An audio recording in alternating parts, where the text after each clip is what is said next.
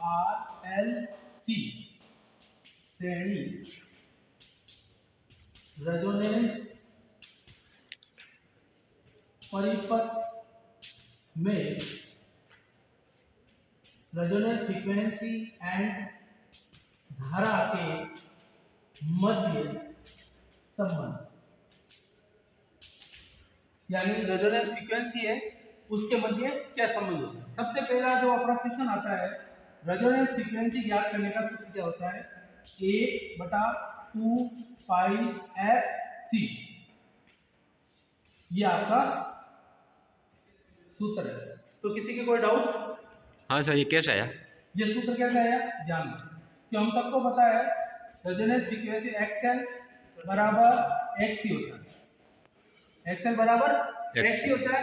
तो XL को जब खोला जाता है 2 पाई f L होता है और XC को खोला जाता है 2 पाई f C होता है।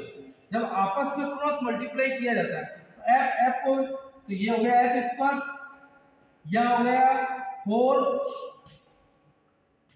पाई स्क्वायर और यह हो गया LC। जब ये स्क्वायर हटाया जाता है तो ये पूरे पे क्या लगेगा, वर्ग। हाँ। तो वर्ग लगेगा, एक का वर्ग तो एक ही होगा, इसका वर्ग क्या हो जाएगा, 2 स्क्वायर से पाई हट गया और इन दोनों पे L square L into C लग जाएगा। तो ये हो गया आपके। अगला जो होता है R बराबर Z रेजोनेंस फ्रीक्वेंसी, इसमें कोई डाउट? हाँ सर, ये कैसे हो? अब ये आया कैसे? हम सबको पता है Z बराबर क्या होता है, under root R square plus XL minus या SC का सिंबल XC की स्क्वायर, ठीक है। तो इसका मान अपना क्या आता है, 0। R स्क्वायर प्लस इसका दोनों का मान क्या है, 0। तो इस कंडीशन में स्क्वायर हटा तो Z बराबर क्या हो गया, R। अब कंडीशन आती है अपना सर्किट कैसा होगा, ठीक है। तो सर्किट देखो,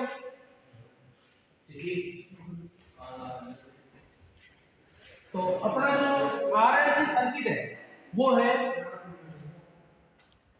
एक लियर रेजिस्टेंस R जिसकी वैल्यू दे रखी है आपके 47 ओम, एक दे रखा है इंडक्टर, उसकी वैल्यू दे रखी है 2.5 मिली हेनरी, एक दे रखा है कैपेसिटेंस जिसकी वैल्यू दे रखी है 1 माइक्रो फेरेड, और इसको अपने को क्या एक फंक्शन जनरेटर के साथ जोड़ना। जब जोड़ोगे इसकी वैल्यू जो निकलेगी उसके अनुसार अपना एक पैराबोलिक वक्र बनेगा। अब जैसे वैल्यू निकालें, हम सबको पता है इसकी वैल्यू निकालने का रेजोनेंस फ्रीक्वेंसी ज्ञात करनी है, रेजोनेंस फ्रीक्वेंसी और करंट के मध्य संबंध 1/2 पाई अंडर रूट L का मान कितना देखा है, 2.5 इंटू 10 की घात -3 इंटू कैपेसिटेंस का मान दे रखा है 1 इंटू 10 की घात -6, ठीक है। तो एफ आर बराबर 2 पाई का मान है 3.14 और जब -3 -6 तो जुड़ेगी, तो उस कंडीशन में इसकी वैल्यू जो निकल के आएगी वो 2.5 इंटू 10 की घात -9। अब ये पॉइंट हटाऊं तो यहाँ 10 लिख सकता हूँ, 10 की घात -10। एफ आर 1 बटा में 1 इनको मल्टीप्लाई किया तो ये आ जाएगा आपके 6.28, इसका हो गया 5 और इनकी वैल्यू आ जाएगी 10 की घात -5, ठीक है। अब ये देखो इस वैल्यू को इनको मल्टीप्लाई किया जाता है तो एफ आर बराबर 1 बटा यह हो जाएगा 21.4 और इंटू 10 की घात -10 का हो जाएगा 5 ये माइनस हटाया तो ऊपर चले जाएंगे 5। जब इसको मैं काटता हूँ तो इसकी वैल्यू जो निकल जाती है वो क्या है, 21 को 84.85 हर्ट्ज रेजोनेंस फ्रीक्वेंसी की वैल्यू निकल के आएगी। अब रेजोनेंस ये तो अपना पैराबोला बना है, तो इसकी जो कंडीशन होगी, इधर होगी कैपेसिटिव, इधर होगी इंडक्टिव। इस कंडीशन में क्या होगा, करंट और रेजोनेंस फ्रीक्वेंसी, करंट भी बढ़ेगी तो रेजोनेंस फ्रीक्वेंसी का मान भी बढ़ेगा, यानी दोनों एक साथ बढ़ेंगे।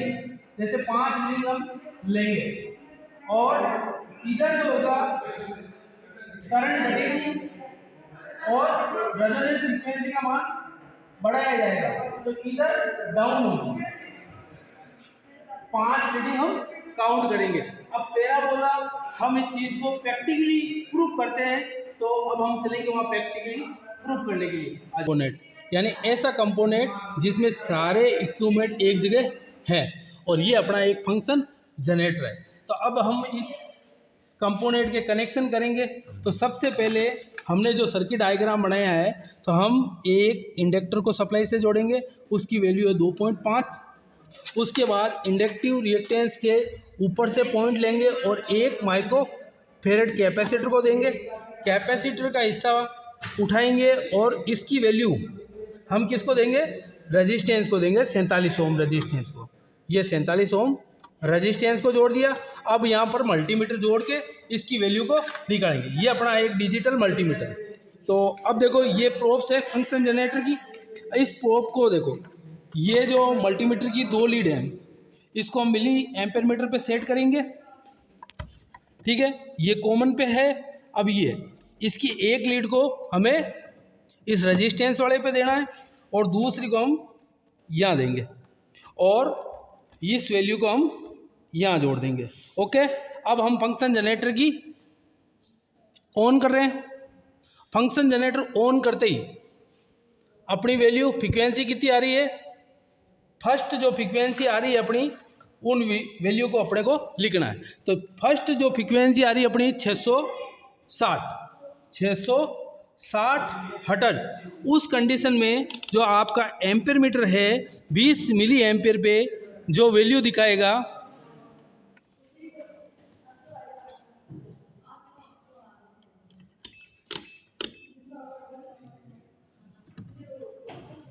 इसकी वैल्यू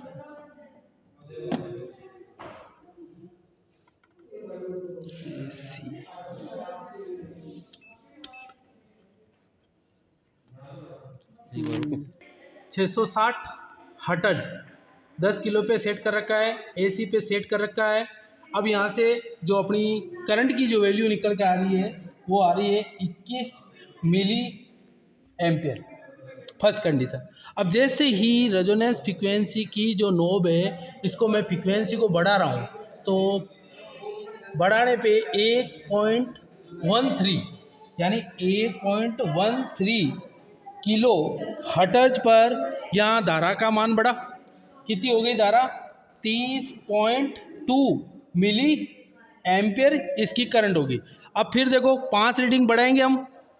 नेक्स्ट रीडिंग हमने बढ़ा के इसकी वैल्यू कितनी कर दी है कि यानी 1.90 किलो हर्ट्ज। तो इस कंडीशन में इसकी करंट की वैल्यू कितनी निकल के आई, 38.9 मिली एम्पियर। अब फिर फ्रीक्वेंसी को बढ़ा रहा हूँ, यानी इसकी वैल्यू हो गई अपनी 2.38 किलो हर्ट्ज। उस समय जो करंट की वैल्यू निकल के आई वो है 41.3 मिली एम्पियर, यानी वैल्यू निकल गई। इसी प्रकार से अपने को 3185 के बाद में ये डाउन होगी। तो अभी तक कितनी रीडिंग हो गई अपनी, 4। अब एक रीडिंग और लेंगे जिसकी वैल्यू हम ले रहे हैं 3.73 यानी 3.73 किलो हर्ट्ज। तो उस कंडीशन में करंट की वैल्यू कितनी आई अपनी, 38.8 मिली एम्पियर।